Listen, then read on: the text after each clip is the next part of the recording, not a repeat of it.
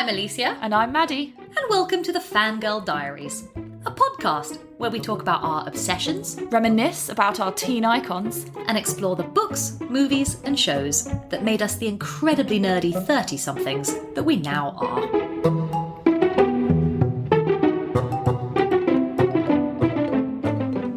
The world has changed. I feel it in the water. I feel it in the earth. I smell it in the air. Oh, I've got chills. That's such a weird, deep voice from me.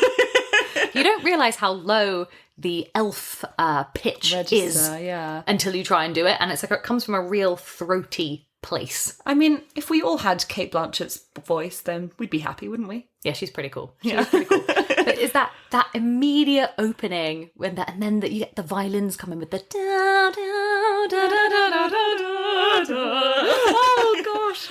Well, welcome everybody to the extreme nerd fest that is going to be today. Maddie and I have said that this might be, well, we're just actually putting no time limit on this episode whatsoever, which is in direct contradiction to the fact that we're sitting in the most uncomfortable way possible. We're like perched on pillows on the floor, but we don't care because we're doing our favourite thing in the world. Talking about Lord of the Rings. Specifically, we're going to talk about The Fellowship of the Ring. Yeah. Obviously, the focus is going to be mostly on the movies, but we'll definitely be bringing in our experiences of the book as well. But yeah, I mean, this is probably how we spent a lot of our, I guess, like early teenhood or younger, like how much time we spent thinking and talking about this movie and this franchise. I feel like it's not an understatement to say that, like, this is who I am. Yeah. This episode is, or maybe second to when we come back and talk about Harry Potter, that might be the beginning of the kind of people that you and I became. Yeah, but for me, this is my biggest obsession, potentially my greatest love ever in life. Me too. Yeah. You know when people do the, it's been really fashionable now to that, what was your Roman Empire? And people are like, this is my Roman Empire. This is my Roman Empire. How many times a day is it popping into your head? All the time, but you're right. Between when we get to talking about the ages that we were, that early secondary school experience, like it was defined by this. And my problem when I was thinking about preparing for this episode was, I know we have a lot to talk about, but I'm concerned it might just be not interesting, because normally when we talk about things, we can kind of make fun of them, talk about the things that we think are a bit silly and quirky and be like, oh, isn't that ridiculous? I have none of that. If people start insulting Lord of the Rings, I get internally, there's this like little flame that just starts to like build and burn, and I get angry, and either I have to just go, okay, this person doesn't understand, I'll just wipe them from my life, or I just get into a rage and like in the like defensive mode. So I'm not sure what two people in agreement on how amazing this piece of work is. You know, what are we going to talk about, Alicia? We should have maybe thought about bringing in like a special guest or a third person who dislikes Lord of the Rings. No. But we just don't know them because we wouldn't be friends with them. No, it's true. They're not an associate of ours. It's just, that's the truth. Also, they would be wrong, so. Yes, they would also be wrong, yeah. entirely.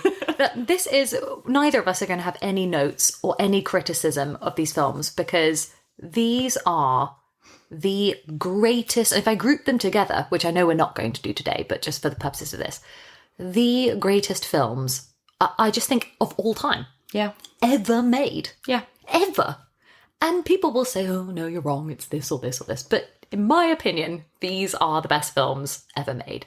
And we have had to limit ourselves, and we are going to do Two Towers and Return of the King. Yeah, we'll split them up and have separate episodes on the others. And we might even do one after that on the Hobbits and Silmarillions and all the more difficult stuff. But the core we'll do 3 episodes across the 3 parts of the trilogy. Yeah. But you were right about the intense emotional connection that we have to these films and these books and just this all of Middle Earth. Yeah. Because I mean what I say. I struggle to understand somebody's willingness not to engage with Lord of the Rings. Like when people say, "Oh, I haven't watched it," or "I'm not into it," I think you don't understand. you're missing out on this cavern of joy. Yeah. Like, what do you mean you've not sat down and spent about 10 hours of your life watching these things? What? Why? And I think it's that thing. It's like, I can, like, on a theoretical level, I can kind of put myself in the position of someone who's like just not into fantasy and can't get on board with like elves and hobbits and stuff. But this isn't that. It's so much more than that. And I kind of just want to put people down and say, look, if you actually like watched it and paid attention, you would get it. And maybe there are people who don't, but I don't understand them. And that is actually going to be a key part of our shared origin story with this film. Yeah. Because we should say that Lord of the Rings, a lot of the things we've talked about so far on this podcast have been obsessions of ours when we were in the middle of secondary school or towards the tail end of it, like sixth form or when we were 16 or 17. And we've even gone past that and looked at things we were into at university or now. This is, I think, to date, the earliest obsession that we have talked about. Definitely of the ones we've talked about, yeah. Of the ones we've talked about, absolutely. That to the extent that we weren't really... We knew each other at that point, but our friendship as it is now hadn't occurred. We weren't at school together. We knew each other through musical theatre club. Yeah. Let's get that confession out of the way. But we weren't yet at the point of time where we were spending every day at school together and then phoning each other after school and then having a sleepover. That we hadn't got to that moment yet. So how did you separately come to Fellowship of the Ring? So my first exposure to the Lord of the Rings in general would have been through my dad. So my dad was really into fantasy novels growing up and sci-fi, and so Lord of the Rings was always on the shelf and was one of those things that he was always like, this is one of the greats, you know, like it was just known as one of the best books, series, novels that existed in our house. But I really kind of started to pay attention. I loved to read in primary school. I, was one of these kids that just like couldn't go to bed without sitting and reading for an hour, and then I'd be told to turn my light off and all I would do would be get a torch and read under the covers. Like I loved to read. But I had a friend, you know who the friend is, I won't name them, who was even more obsessed with reading and like fantasy stuff and just like in terms of like the level of reading was, as we were 9, 10, 11, was reading stuff that was just way ahead of her years, like so far ahead. And she said that she was reading The Lord of the Rings in primary school. So how old were you at this point? 10? Okay.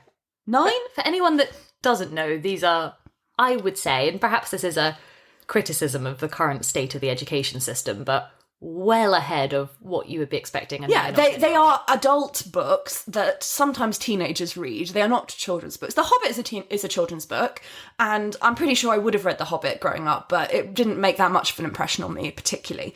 But yeah, my best friend, she was reading The Lord of the Rings, or she had finished reading The Lord of the Rings, and I was like, oh my goodness, I have to read this book because she's read it and she can't be like reading better things than me and like thinking it's the best thing ever. I have to read it. But I started and was like, I can't read this. This doesn't make any sense. It's long, it's boring, the words didn't make much sense to a 9-year-old. Like, I don't think those things now. I love the books, but it's not made for 9-year-olds. And so I picked it up. It feels like a historical text. Exactly. Picked it up, put it down, but could not admit this to my best friend. Did you tell her you'd read it? I told her I'd read it. No! I told her I'd read it, and I remember really specifically coming into school and being like, I've read it, I love it, or I was reading it, I'm pretending, completely lying, like completely outright lying. And she goes to me, oh, that's so exciting, who's your favourite member of the Fellowship? I didn't know a single member of the Fellowship. I didn't know who the Fellowship were. I knew they were the name of the first book that I had just, like, thrown away because I couldn't read it. And I just go, I like all of them. They're so hard to decide. It's like, I can't decide. And she just goes, oh, yeah. And like, that was fine. You got away with it? I completely got away with it. Because lying about Lord of the Rings is difficult. As you managed But to she was sidestep also it. 9. She probably wasn't actually absorbing the books in any meaningful way like we would have as we were growing older. So that's my first recollection of Lord of the Rings, is just pretending that I'd read it when I hadn't. Then the movies were starting to come out, and I think it was at 2001 that they came out. December 2001. We were in year 6 and we would have been 10 years old. Yeah, and I remember going to the cinema for some other film that year with my dad. Harry Potter and the Philosopher's Stone. Probably. Came out at the same time. And Dad pointed at the poster, which is that beautiful, it's like green matte kind of colour with all the different characters around Frodo. And being like, my dad was a bit nervous. He was like, oh, it's really cool that they're making a Lord of the Rings film, but like, it's going to be really difficult to do that really well. But there was definitely a bit of an excitement there. And so that was kind of when I first was like, okay, we're going to go see that. And we went to see it as a family. And that was how we first saw Fellowship of the Ring. Did you like it at the time? Yeah. Did you... This is going to expose my initial reaction to it, but could you follow it at the time? You know, it's hard to say because I was 10, so it's hard to remember exactly. And now I've seen it so many times that I can't like put myself back into that moment. Yeah. But no, it was definitely an immediate, this is amazing. I'm pretty sure I would have seen it with that friend as well, like again. And so as soon as you've seen it a couple of times, you're then like picking up on the story better. And I do think that they keep the first film's story quite linear in a way that the later films are not. Well, good for you, because I didn't understand a single freaking word of the whole movie. So, go on then. well, it's funny that both of our initial interactions with it come from a competitive sort of edge to both of us, that you wanted to pretend that you'd read the book just because it was a chunky book. And I remember feeling like I was such a Harry Potter fan. And that was at the core of who I was. And I had waited and waited for Philosopher's Stone to be released and was just absolutely dining out on the hype around it, the press around it. But the press around it started to be twinned with press for this other film that I'd never heard of, called Fellowship of the Ring, and something called Lord of the Rings. Which is interesting because they're not similar. No, but they came out that same winter. Yeah. And you say they're not similar, but they clearly, I mean, case in point with us, they clearly engage the same similar sort of person. And so there was lots of mentioning of this Fellowship of the Ring thing. And I remember feeling like, go away. You're stealing focus from Harry Potter. Yeah. This is the thing of the generation, this Harry Potter movie. I was so excited. And, adored the first Harry Potter film. And then I went with my mum to see Fellowship of the Ring at, like, View Cinema's Pearly Way. Yeah. A legendary establishment. And we went to see Fellowship of the Ring almost as an after nod. Okay. Like, this thing had come out. You didn't have any preconceptions of the Tolkien of anything? Zero. Yeah. So we didn't have the books in the house. I don't think my parents have read them. It wasn't something that was remotely on my radar, but we were as a family into Lord of the Rings. It's not Lord of the Rings, sorry, Harry Potter. And I think when you're 10 or 11, you're still in that slight parental sphere of influence. Oh, totally, yeah. So it's not yet, it just wasn't on my radar. At all. It wasn't something that people in primary school were into. So, yeah, seeing Lord of the Rings for the first time, I was utterly lost, completely confused, to the extent that I disliked it. I remember coming out of it and going to like the bathroom at the cinema and saying, "Oh, it's rubbish! I can't believe that people are making a fuss out of this." And everyone else, there was people like crying and loving it, and I thought, that was not even the same film. Because if you know nothing about it, it is genuinely like the language of it, the naming in it, the geography of it, that it's a film that so rewards re-engagement, re-watching, and an actual base level of understanding. And also, it's not a children's film. No, and it's not a children's film, and I guess it's rated PG, but it's not designed for children. Yeah, which is interesting because, and you and I are making this podcast, neither of us with children, but, you know, I always think, okay, well, if I did hypothetically have a child, I can't wait, because at 6, I'll sit them down and they will watch Lord of the Rings. Oh, no, But yeah, you're right. What would the age be? 12, maybe?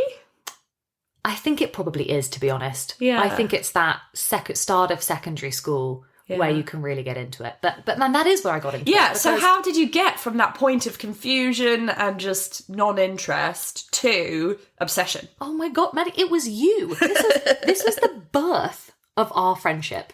So, and I almost don't understand how other friendships exist. And it is actually interesting that, like, no offense to all our other friends who we made over the years, but the real core of the people that persisted were the, like, deep Lord of the Rings nerds, which is like you and I. And I arrived at, so Madeline was already at the school that I joined when we were 11. Yeah. And Madeline and some of our other friends had come up from primary school and knew each other already. And as you do when you're 11, you slightly gravitate towards the person you sort of already know. Yeah, and we knew each other externally from, as you said, musical theatre. We knew each other through the very, very cool sphere of musical theatre. And I remember distinctly a first lunchtime sitting with you guys, and you were talking about this. Really? You were talking about Lord of the Rings. Like first day of year 7. Like pretty much, this will be one of my earliest school memories. Yeah. And this was the lunchtime chat. And I remember thinking, oh, that's that film I don't get. I don't like that. And maybe I'll go find some other friends. No, but I didn't want to do that either, because I could see the way that you guys were, like, what we now call, like, fangirling about it. You were this was the whole lunchtime discussion, and it was comparable to the way somebody would be really into Harry Potter as I was. Yeah. And I think I spent about 5 minutes saying to you guys, no, it was rubbish, and then thought, I've got to abandon this line of thought. And a little bit like someone coming across a new religion, I think I end up sort of announcing that I might be interested. You might watch it. I was open to conversion. Okay. I was like, show me what this is about. I'm interested. No, but seriously, it was really like that. And incredibly, you guys, and I think this has become a trait of the way that we have spent years and years trying to co-opt other people into our various things that we're enthusiastic about or obsessed about. But you and that little group that were into Lord of the Rings already really enthusiastically and really sort of honestly took up the task of, like, explaining it to me. Yeah. And I remember, do you remember, like, a sleepover at Georgie's house where we got the DVD and we were doing a sort of exercise where we were watching the film and some of you guys were, literally pausing it and explaining it. Stuff, really? Pausing it I don't and remember that it. Specifically, but what I do have is a photograph from a sleepover of that era where we're all sitting around a pillow, which has a pillowcase of the poster of Fellowship of the Ring on it. I really specifically remember that, and it's the one, it is what we're talking You about. think it's the same sleepover? Yeah, because, and that was it. Some of you guys already had, like, merch. Like, it had got to that stage. Yeah, totally. There was all that stuff. Yep. Definitely had notebooks and pens and sharpeners and all the, like, merch that is for little kids, which is weird when you think we were 11 by this point. Not, yeah. Well, but this obsession also, I'm really reminded of the time period this took place in, because certainly for me, I mean, your household was a much more technologically advanced household because of your dad, but I mean, we had dial-up internet at the time. Like, the internet was not a thing. And so this predates the point in time when I think you could be nerdy about something and you could go into an internet rabbit hole of your enthusiasm being like entering an echo chamber of other enthusiastic nerds. But the fact that didn't exist meant that our echo chamber was firmly real life. It was Yeah. like lunchtimes every day. That was what we did. We You talked know about what Lord of the Rings. did exist online? Because you're right, there was no like social media kind of obsession. There was no little videos and sharing the trailers and getting excited about like, you know, the actors and stuff. There wasn't so much that. But what there was online already was a lot of like resources. So like the language and the like runes stuff. People Oh were my like God. learning, printing off pages. Do you remember that we did that? Yeah, printing off pages of the internet which described how to write in, you know, the various different rune languages and learning it and using it to write like secret messages to each other. That's what we did. Yeah. I think Lord of the Rings for me was also the reason perhaps why we had a small and select friendship group and were otherwise what could be called deeply unpopular. And it was like the dividing wall for me that the Lord of the Rings nerds, of which we were some, started to do things like, note passing in class was a massive thing because we didn't have phones or anything like that. But no, we had to learn runes as a language and we wrote our notes to each other in runes. We'd really started to go in a different direction. At some point, I definitely started to try and learn one of the Elvish languages. Oh yeah, same. There's like Sindarin and Quenya. Quenya. Yeah. Okay, we could be here all day. But we've got to save something for the obsession It's true. discussion. So overall, then we'd got to the point where we loved it. And actually, to segue out of that, when the Two Towers came out, which we will discuss another day, and I think we all went to that together, because by that point we were at school together. And I remember being so hyped for that movie and feeling like I was going in having memorised the equivalent of a guidebook. It was like going on holiday knowing that I knew what I was going to see. You had all the data. I had all the data. So what was it then? What was it that had captivated us? What was it that made us love it? Oh, I love it in ways that language is not equipped to express. Like, I had the soundtrack on in the car, on CD, because I'm old, coming down here. And, like, I cried twice because the music is so evocative. But it is at an emotional pitch for me, Lord of the Rings. But if we're thinking about Fellowship, it is at an emotional pitch for me that hits every single beat. So Fellowship has some of the lightness and actually has some of the comedy in it because the real darkness hasn't quite spread yet. Yeah. We get the most Merry and Pippin slapstick comedy. We get we spend a long time in the Shire, which I'm very fond of. But then at the same time, there's 2 or 3 moments of crying in that movie for me.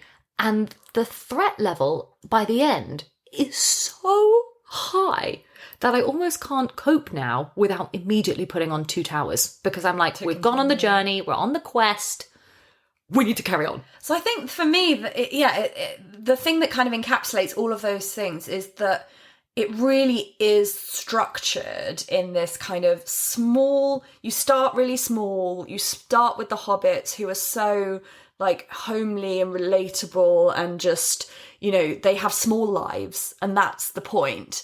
And just slowly over the course of the movie, the like horizon of their existence expands. And the first instance of that is just Gandalf just arriving because he's like an outsider and different. And he brings the fireworks, which are like this excitement.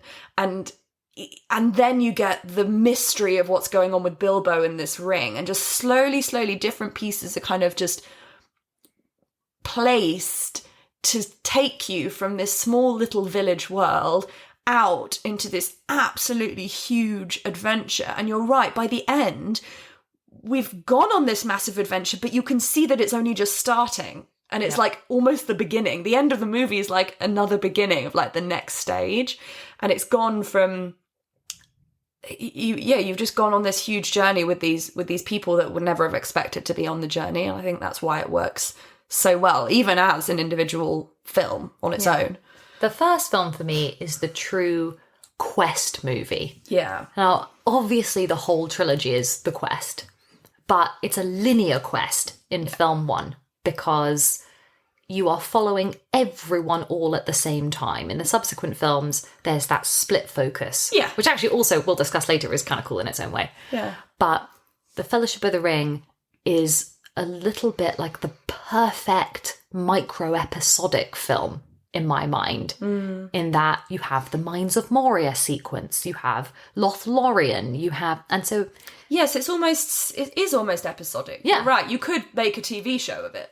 Oh, let's not open that can of worms.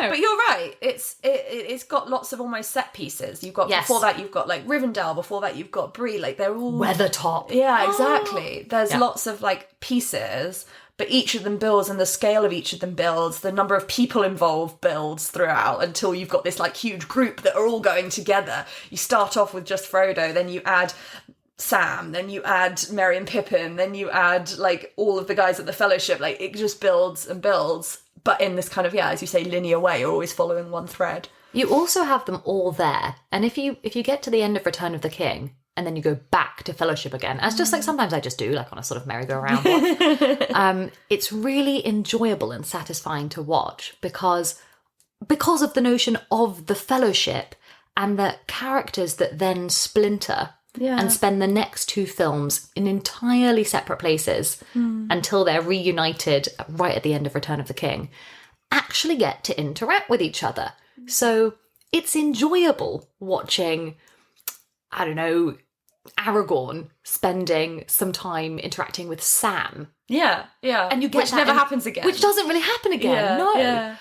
Or even with Frodo. I mean, those two obviously peel off, but Fellowship of the Ring gives you a reason why these characters care about each other. Yes, and why they then continue those journeys into the other books, movies, because they've formed such a strong sense of purpose between them that carries on even when they get split up. Yeah. One of the things that I adored about it initially, and is such a hallmark of just loads of the fantasy things I love, and like Lord of the Rings, we say, like, is the perfect fantasy. This is the pinnacle of fantasy. Basically created a whole genre that then could never match up to it again. Yeah. I know. Sometimes other things come along and I'm like, oh, yeah, you tried. Yeah. You tried. Yeah. But you get the different races and cultures and languages and maps, and this was so timely for me because secondary school, like my experience of primary school was really different from yours. My primary school wasn't particularly academic. It wasn't really about books and learning and things like that. Yours was. And then the secondary school we both went to was. Yeah. And so we were immersed all day, every day in, that it was okay to like learning things and reading books. And, our school had us doing 3 or 4 languages in year 7, whatever it was. That it was almost as if I had been greenlit at age 11 to care about nerdy stuff. Yeah. And Lord of the Rings was like, perfect for that. There was maps, there was different languages. We learned runes. it just had all that mileage, which we'll come back to in Obsession Fuel, but I loved it for that reason. Maybe while we're kind of talking about the characters in the Fellowship, we could come back to my primary school question that I was asked. Who is your favourite member of the Fellowship, Alicia? Oh, no, can't do that to me. Because it's obviously Aragorn. Okay. But for the wrong reasons. It's like so obviously Aragorn. But I do have a lot of love for Pippin. Oh, yeah. Of course. Go on, who's yours? I don't know. I think I would still avoid the question, but probably would be coming down on the side of Sam. I think I'm one of these people that is just totally moved by Sam's storyline and his kind of dedication to Frodo. And as you said, the several crying moments in the Fellowship, obviously the top one for me is I cannot watch Sam wading into the water at the end of the movie without breaking down. Literally. I can't bear it. That's it. Yeah. I was about to try and like say the line and I knew I couldn't because my voice would crack and I would start to cry. I'm going with you. No, it's terrible. It is so... Oh my gosh. It's too much. It's too much. But it's interesting that we're both fond of the Hobbits, and you can't really not be, because they are... If you're not fond of the Hobbits, then the empathetic like relationship with Lord of the Rings can't really be there. Yeah, you've kind of missed the point. They are the underdogs, and they become the people that carry the whole epic quest. And yet, yeah, if you think that the elves or the men or the dwarves, like these great civilizations, are more interesting than the small quiet life that then becomes epic, you've kind of missed the point. And the first film almost reinforces the fact that, like, symbolically the hobbits are sort of vulnerability itself. Like, they have this perfect green land, they're minuscule, that the sense of threat is contrasted with, but look what could be destroyed. Yeah. And in the first film, they spend a lot of time being carried by the bigger characters. Yeah. They're only just... You remember the scene where they get given sort of daggers for the first time, and they can't believe it. But as that film goes on, the hobbits get to a point where they're then ready to go their separate ways. So you have got Sam's learned to weaponize the saucepan a bit. And right at the end, with the battle on the banks of the river with the Uruk-hai, Merry and Pippin start trying to sort of stab. But they're very brave. They're very brave. And you see but that. With no experience. No, not at all. Yeah. And in many ways, they are kind of us on the quest, because, like, let's face it, if I was like running around in the mines of Moria, like, I don't have any bow and arrow skills, or like I'd be with the saucepan. And you might accidentally like poke at a little skeleton thing and cause absolute havoc. Like, that's quite likely. Definitely.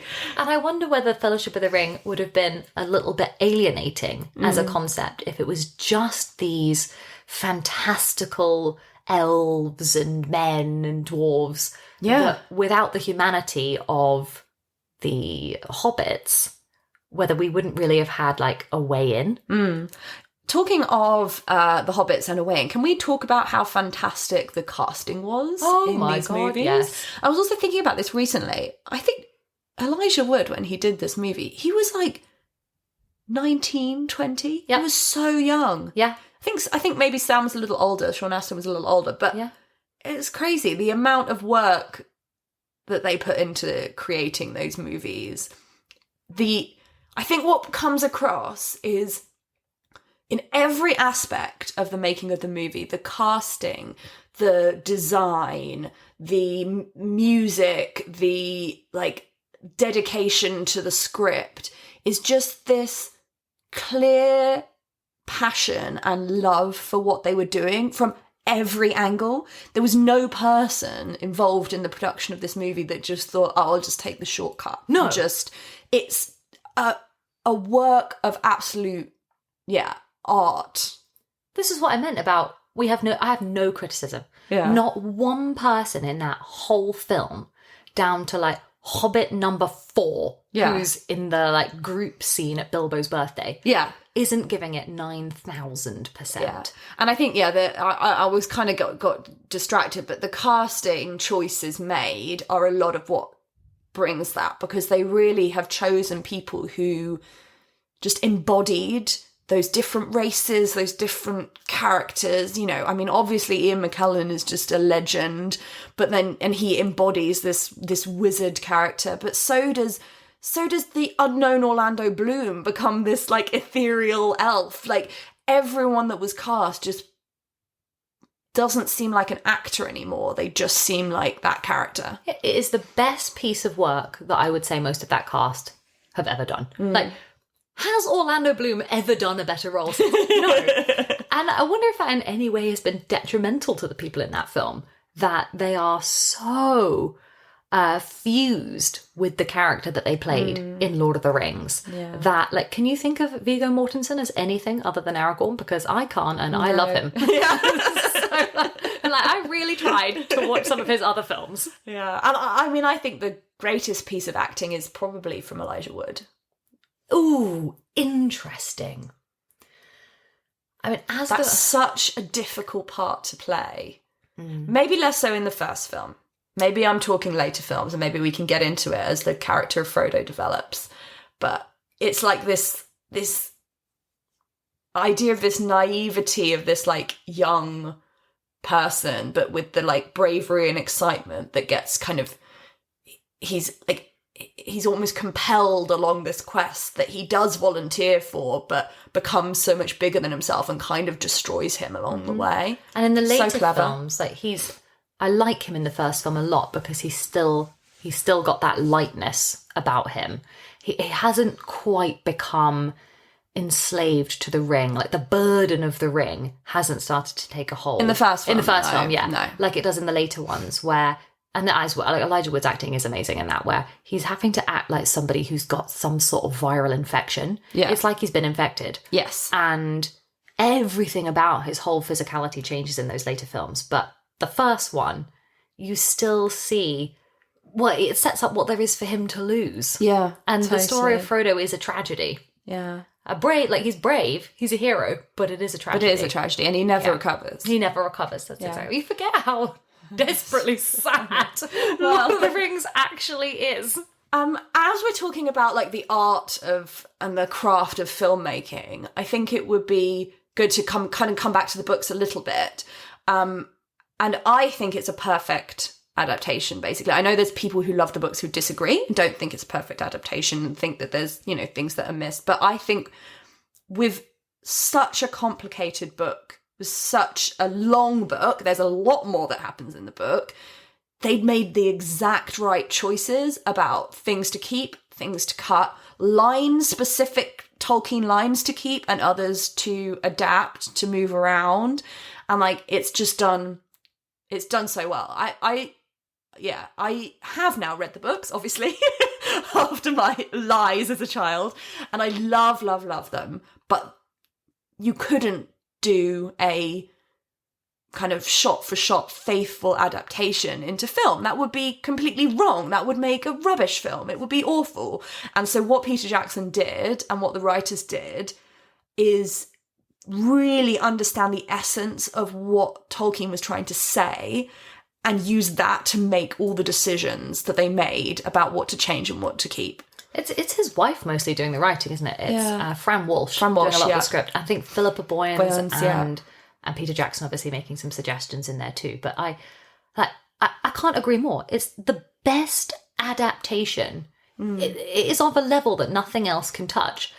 But the real accolade has to be given to it because it could have been a train crash. Yeah. This isn't like when people adapt some slightly shorter period dramas or the adaptations of the teen literature that we liked that's so short you can almost shoot you can chapter for chapter. Yeah. These were, groaning,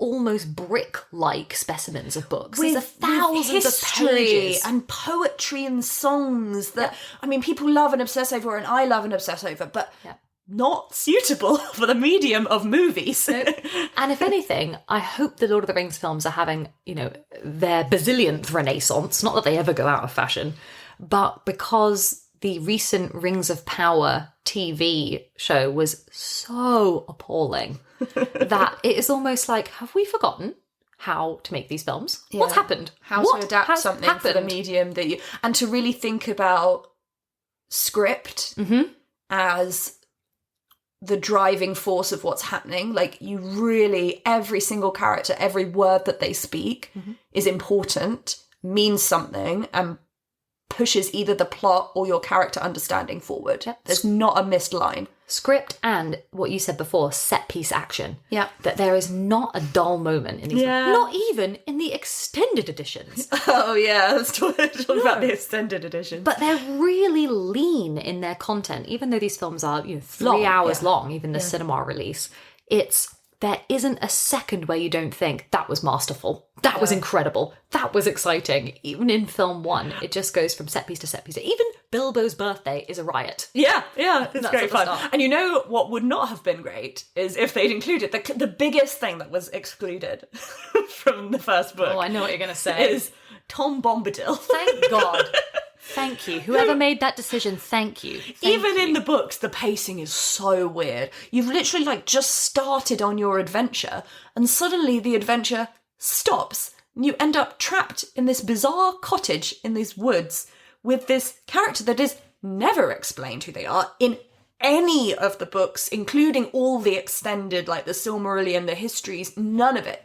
There is no answer to the question, who is Tom Bombadil? There just isn't. And yet, right at the beginning of the books, before we've even got anywhere, we're just with this weird character that just goes around in this sing-songy voice, singing in rhyme and telling you about the forest and the river and he had to go. And it just breaks the pace. And sure, Tolkien was trying to build this world, but for a movie, it was absolutely 100% the right decision. And there are adaptations, like the animated adaptation from, is it the 80s or so, that kept him in because they felt, oh, it's a really important character, it was in the books, we've just got to follow the story of the books. They kept it in. It's just no, take the ruthless decisions and do it right. I wonder how long it took Peter Jackson and Fran Walsh to sit down and go, should we cut him? Yeah. Great, gone. Yeah. Okay, cool. Let's not even try. He's got to go. Yeah. And maybe while we're thinking about the adaptations and what really is significantly changed, that might be a good segue into category 1. Oh, yeah. Oh, boy. Which is the thermometer. Ooh. Just a reminder to listeners, we do this category out of 100 degrees. And this is effectively how hot is the thing that we are discussing on a thermometer scale. How sexy is it? What is the hotness level of this thing? So Madeline's doing a really funny face right now. She's really thinking about that hard. It's not a question that's easy to answer because no, it's not sexy. Nope. I'd give it a 10.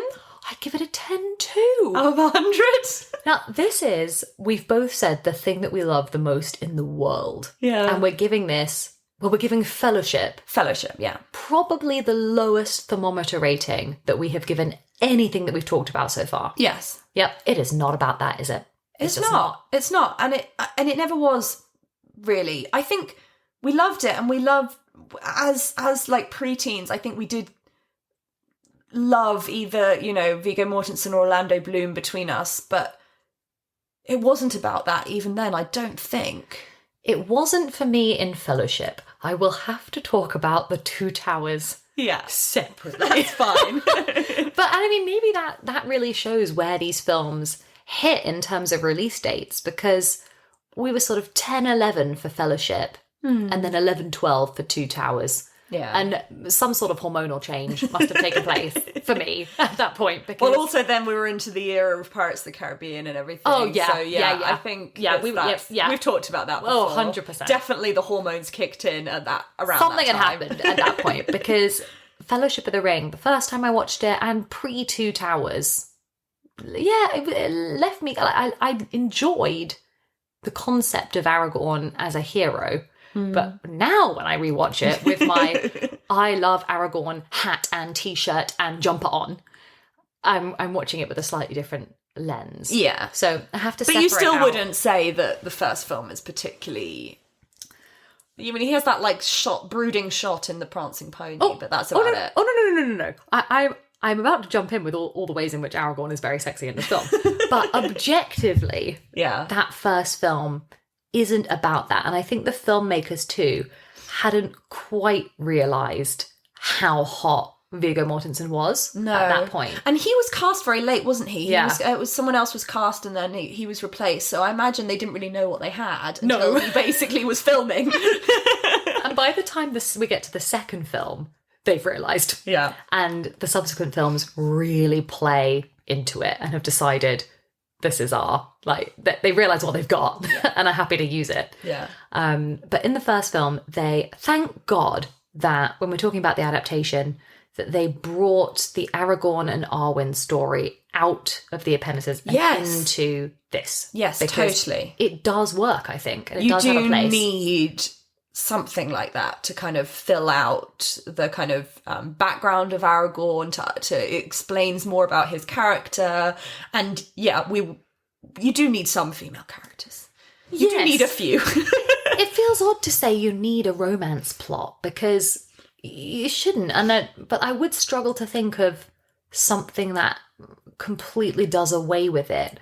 And in Lord of the Rings, it does add another shade that fills it out to, as I said, hit every single emotional note. And Lord of the Rings is trying to tell you something about life and the world and the bigger picture of how you should think about life. And if you don't include romance in that, then you're just missing a whole part of what being a human is.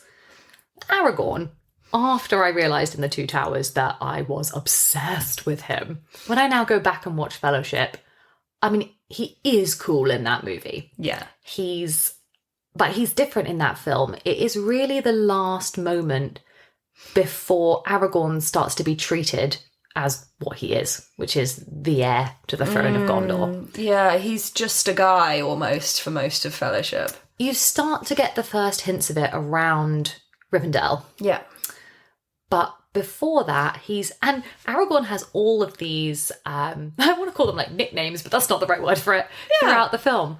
But throughout the film series and the book saga. But he gets the best ones in Fellowship. Who doesn't want to be Strider? Strider, yeah. He's a ranger. Yeah. Later on, he gets called all kinds of weird stuff. Yeah. But those are the best. And he is a version of that character that I really enjoy and that subsequently conditions a lot of the book characters we like, which is he's, in the first film, a slightly silent, broody outcast of man. He doesn't do a lot of talking initially. No, you're right. Yeah. And he's the kind of outcast prince. At the He's not in beginning, his the power hobbits yet. think he's potentially a villain. Yes, that's right. That's absolutely right. Not for very long, but... No, not for very long. But it's not Aragorn in total hero mode. No. Yet. Yeah.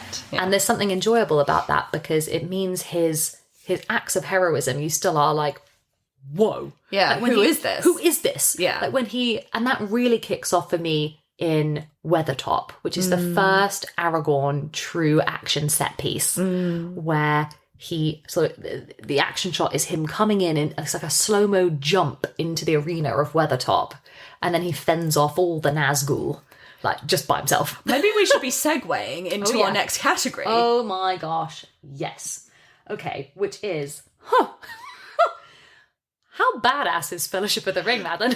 I was about to say the most badass, but actually, if we're comparing it to the other ones... Yeah, we have to wait. to hold ourselves back a little bit on save the badassery. Something. Okay. If we're talking like percentage badassery, I'm giving it a strong 75% badassery. Me too. Yeah. Yeah, me too. It is awesome, but we're not getting to epic levels just yet. We're still scaled back a little bit. Yeah. The fights are, the Fellowship against some orcs. We're not talking army scale. We're talking like badass Aragorn fends off the Black Riders. That's awesome. It's badass. It's amazing. But it's not at the whole scale war level just yet. We're not at Helm's Deep.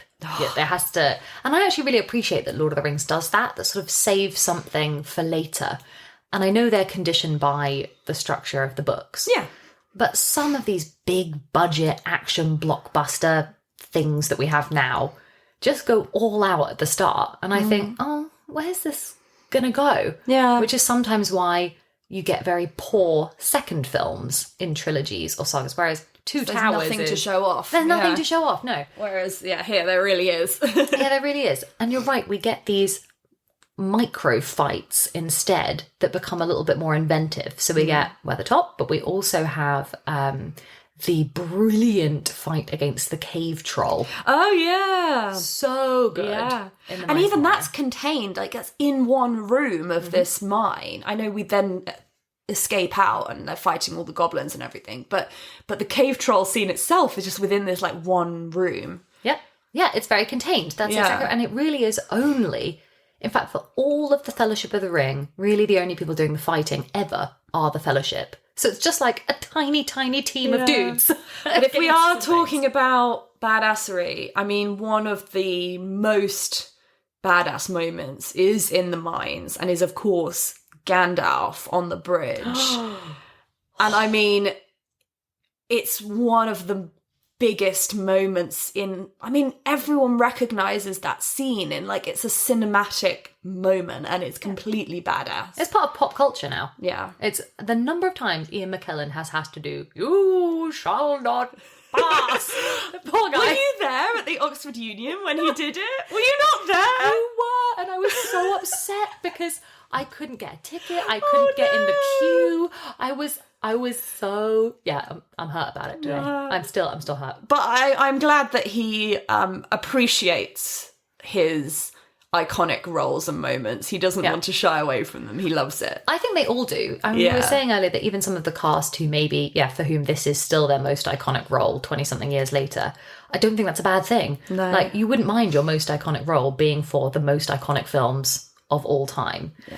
And it was those separate characters, like, while we're in the badass arena, that make the use of weaponry so interesting, because you start to associate a particular character with a particular weapon, with a particular fighting style, with a Fellowship is the introduction of Legolas's bowmanship. Yeah. And Gimli with the axe. And do we get in Fellowship? Yes, we do. The fact that the daggers glow, or that Frodo's does. Yeah, the sword. Sting. Yeah. So an interest in Lord of the Rings, the action in it is not just the good guys bashing the bad guys. It's the use of weaponry in the fight sequences are so incredibly intricate that it's almost beautiful. And it's very real stunt heavy. It's like pre-CGI. I mean, obviously they do some clever things with CGI going forward, but especially in Fellowship, it's very physical effects heavy. Yeah, 100%. No, that's right. It's almost old school movie making. Yeah. In a way that when you watch the behind the scenes footage for things like Star Wars, that was so it was like basement filmmaking, like the early ones. Lord of the Rings is not too different. It's like they all just went off to New Zealand for a couple of years and just filmed it in the forests and the hills, and they just did it. Yep. Built it all. What do you think is some of the most badass moments in Fellowship of the Ring? I mean, You Shall Not Pass. Actually, one of the fight near the end when the orcs kind of overrun them. Yeah. And we haven't mentioned Boromir yet, who is basically, I mean, he's only in the first film, so I feel a little bit bad. When Boromir comes to, like, protect Merry and Pippin. Oh. That's probably one of the biggest badass moments. Yep, definitely. Boromir is such an underrated character.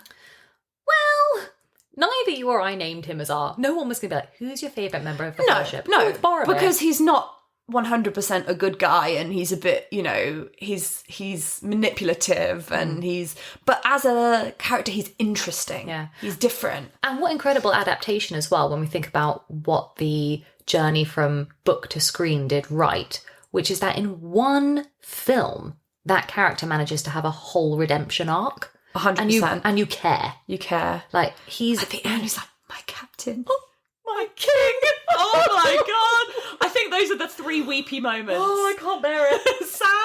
Sam running after Frodo, my captain, my king, and when Gandalf has died. Those are my three weepy moments. I mean, like after Gandalf died. After they come out of the mines and they're all crying on the snow. Yeah. And there's that high-pitched voice, the singing and the soundtrack that's over it. The lament for Gandalf. You're right. Those are the moments for me, the other weepy moments. But in terms of action, I absolutely love the Gandalf versus the Balrog sequence. That is incredible.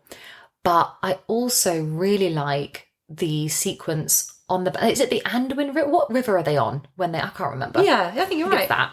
And incredible that the film manages to have space for and make interesting this concept of the Uruk-hai. And they do it so well that Saruman breeds this like new super race of orcs.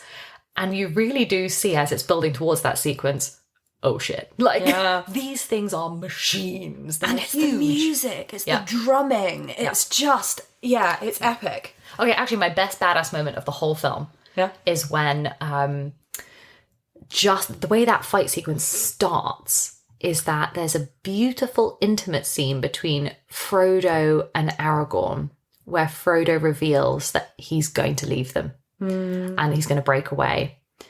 And he offers the ring to Aragorn. But do you remember Aragorn doesn't take it? He kind of folds it back into his hand and he says, I would have gone with you to the end. To the end. Into the very fires of Mordor. Anyway, and he sends Frodo off.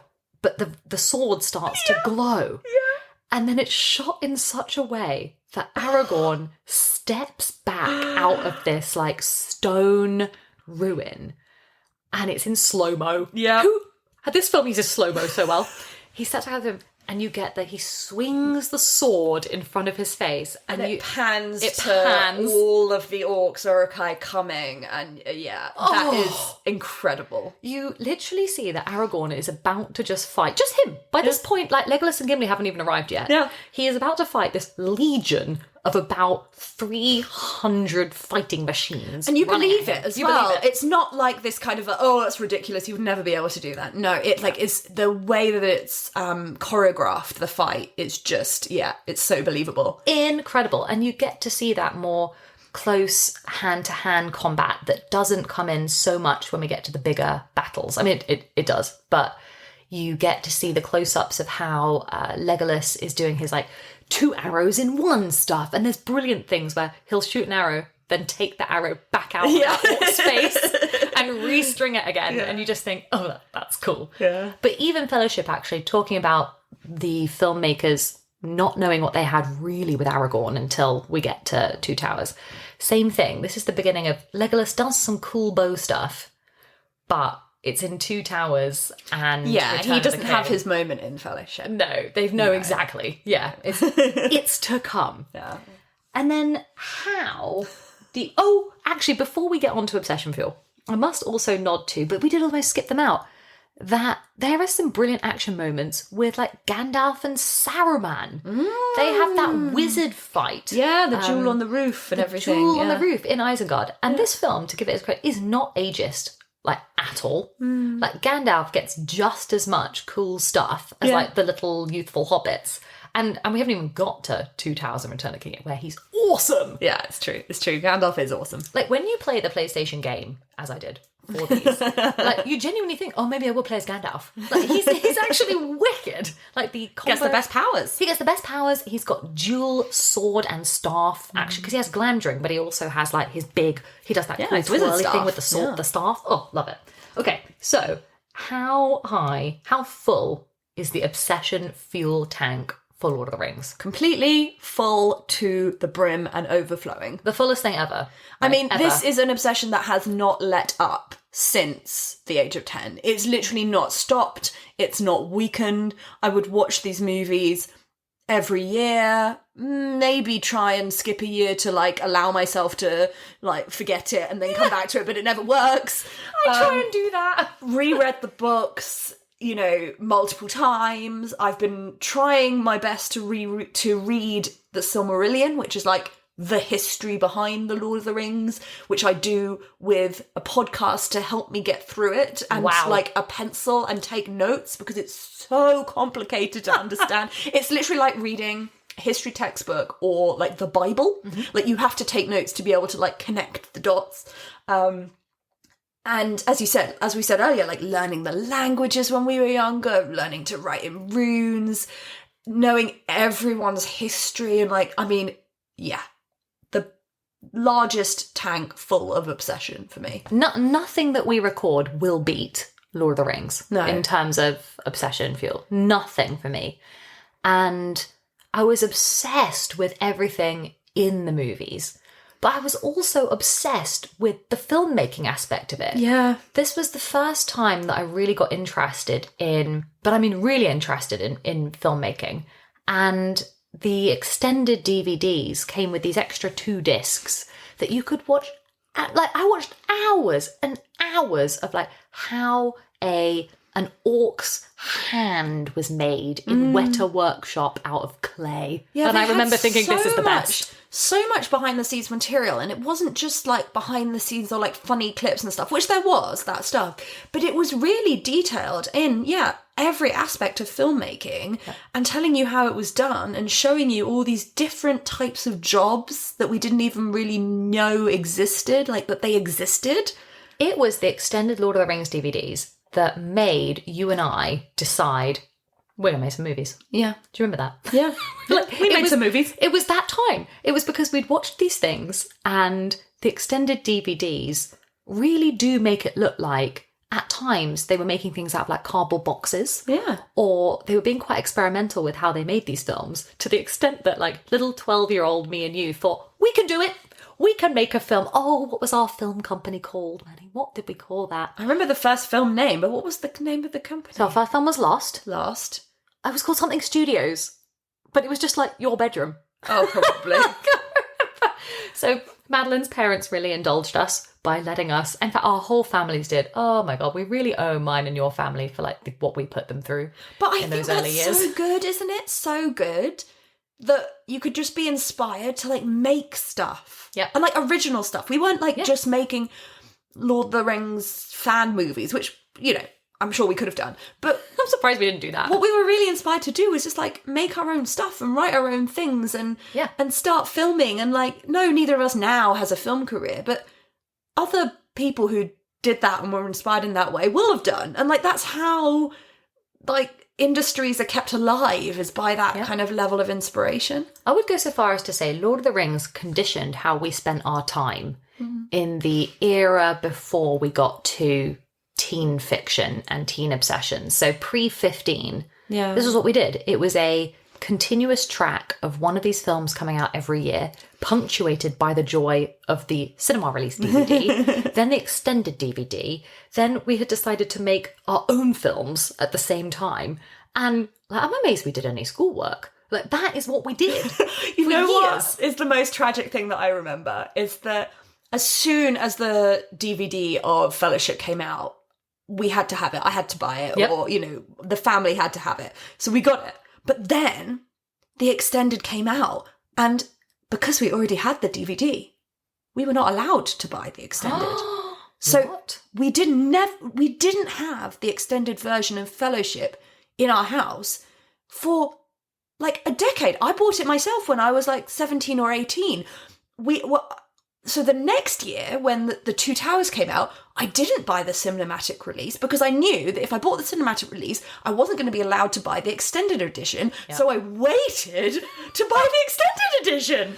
We got a DVD player for the first time because of this. Yeah. Because other than that, we had videos and VHS tapes. Yeah, it must have been just about at the crossover point between VHS and DVD. It was, and I had asked for, it wasn't even a DVD player, it was that the PlayStation 2, God, this takes me back, could play DVDs. And Izzy and I had asked for a PlayStation 2 for like, I think our joint Christmas present. We were like, that's what we want.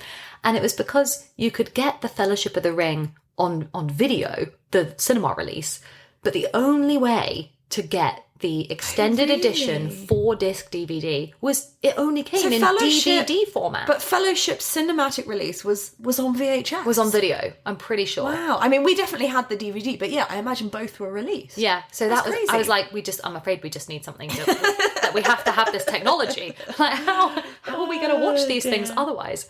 But something that also was at the pinnacle of my obsession with this, that, Maddie, you have on the horizon, and I'm just going to have to crash your trip, like, I'm really sorry, is that you can go to New Zealand. You've already been! No, I know, but you're going. and for me, this was like, when people speak of sort of pilgrimages, it had that impact for me. And I went with my boyfriend of the time, who liked Lord of the Rings. Like, how could they not? Like, they were with me. So, it was a prerequisite. And was into it, but wasn't, I think, quite prepared for the level of reaction that I was going to have when you can do it's going to Hobbiton, and you can see people in the group who are sort of the same level of nerd as you, because they just cry immediately. I just cried. Oh God. And which will be exactly what happens to you. And it's so real. But what I remember, we were considering doing it a few years ago and then didn't end up doing it. I mean, it's a big commitment to try and plan a New Zealand trip, and we kind of are in the middle of thinking about it. But yeah, I remember literally going through all the the scouting filming locations throughout North and South Island of New Zealand, and being like, that's Eridras. That's like, can we just drive there? And there's nothing there. It's just, can you see the hill? Yeah, but sometimes there is. And there are things where you really have to pause in the car and zoom in on your phone and be like, oh yeah, there's the peak of something. But there's other bits where, if you're particularly lame like me, you can stand in the river where Arwen does the, if you want him, come and claim him. And I was just saying, okay, James, we're just going to need to pull over at the side of the road. I'm going to need to get out, and I'm going to need you to film me. And, I thought we got 2 days into this trip, and I think it was revealed that the trip was secretly a Lord of the Rings nerds tour that I had tried to sell as a sort of adventure holiday. I was there's hiking, there's glaciers. But it really became a whistle-stop tour of all the film locations. Yeah, and luckily my husband is just as obsessed. I mean, I don't know, just as obsessed. Very obsessed. No, he's going to be into it. So we will definitely be at the same level of excitement about all of these things. Oh no, he's for sure going to be into it. And then, is there any section of this film that you can give as a USP, even though we should say it's USP after USP after USP. I don't know. I've already mentioned You Shall Not Pass. I think that's a top one. I think the beauty of the Rivendell set, I think, is often something that just you look at it and you immediately think of Lord of the Rings. It's just you could never place that in any other universe. It just looks immediately like Lord of the Rings. It's very recognisable. And then I'd say the other thing might be not a scene or a place, but just the music. Oh, yes. The music is one of the greatest soundtracks of all time. Possibly the greatest soundtrack of all time. Yeah, and it gets played on Classic FM all the time because it's brilliant. It's just...